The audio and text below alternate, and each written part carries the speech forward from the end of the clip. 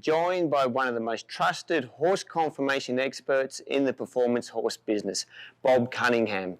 Bob has bought and sold horses for people like Dwayne Lucas, Bob Baffort, Platt, Cathy Daughn, the list goes on and on. So we are joined by one of the best to help us understand how conformation affects movement and soundness. So welcome, Bob. Glad to be here. Okay, tell me, why is conformation so important in the performance horse business? I think that the main thing is you need an athlete. Whatever you're doing, basically any type of horse business, you need to come up with an athlete. One of the first things I do, I measure the shoulder. Very few people do. So I come up to the point of the shoulder and I measure from there to the elbow. When I come up to here, I want my fingers to be as close to that mane as I can get it. If they're like that, and this filly is okay. She has a good measurement. She measures from here to here. She measures good from here to here. Now what I have found, the only common denominator I've ever found, when you go around look at the brood mares and you know, they change and their bodies change, but the only thing that always stays the same, the shoulder. If she has a good shoulder now, she'll have a good shoulder later. And if they have a good shoulder, they'll be a good mover.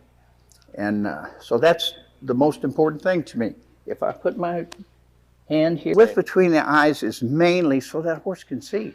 You want him to be able to see behind him, okay?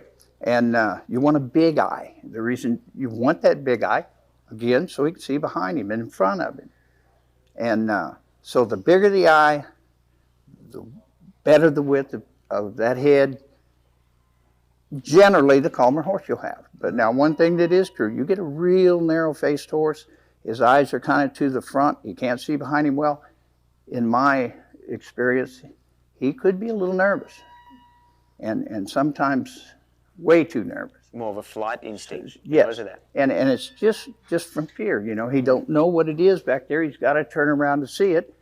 As humans, we're up there not letting him look around, so he's afraid. You know, it takes him longer to adapt to whatever you're doing. So you want the width, you want the big eye, if you can get it. Don't have to have it. There's plenty of small-eyed horses that do very good.